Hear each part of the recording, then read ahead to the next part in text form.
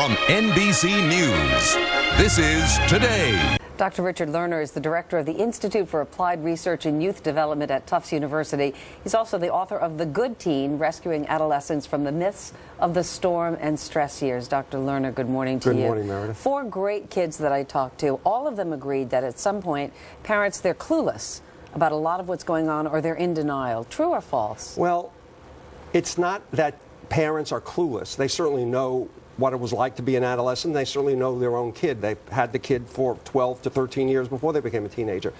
But parents do deny that their kid has foibles. In part, it's out of love, and it's also in part because parents are challenged by the stereotypes that kids are just destined to be problems to be managed, and so they want to avoid that problem. Yeah, I think teenagers in particular get a bad rap, and parents tend to focus more on the negative. Why is that, and how do you reprogram yourself as a parent? You know, it's interesting. You know, at Tufts, we've been doing a study, the 4-H study of positive youth development. It's sponsored by National 4-H Council, Altria Corporation.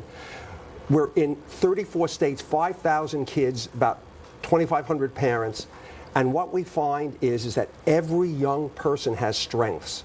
But parents, when you ask them about the strengths of young people, rather than talk about all these wonderful characteristics that mark a thriving kid, they talk about the kid as, well, they're not smoking, they're not drinking, they're not engaging in unsafe sex. Parents have bought into this bill of goods that what it means to be a good teen is the absence of bad, not the presence of good things. And when a teenager hears that, you're doing great, Billy or Shelley, because you're not smoking, what does it say in the kid's mind? What a dispiriting message to give a young person that that they're doing good because of not failing as opposed to succeeding. So they're thinking, well, the bar is set so low, what could I do? My parents don't think that I'm capable of doing wonderful things, of thriving.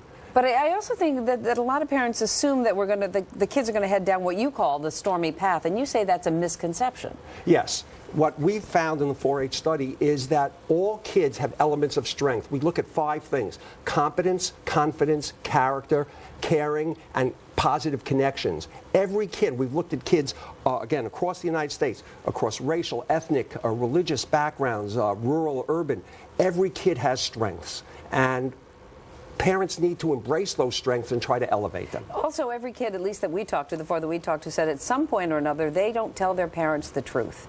They're not totally honest with their parents. So given that, if parents know that, how do you build a trusting relation, and how do you set rules and boundaries for your kids? The first thing is that parents need to understand that kids are always struggling between trying to do good, trying to matter, trying to find meaning and positive purpose in life versus dealing with the challenges. You know, when I was growing up, there was a cartoon, a Walt Disney cartoon, a Goofy cartoon, and Goofy struggled with the good Goofy and the bad Goofy. The angel and the devil, yeah. Yeah, right. And that's what kids are like. They want to be good, they want to thrive, but they also have these real challenges, just like we do. And parents need to understand that struggle and help the kid navigate those waters. So much more to get to, Dr. Lerner. We've run out of time. Thank you so much for your insight.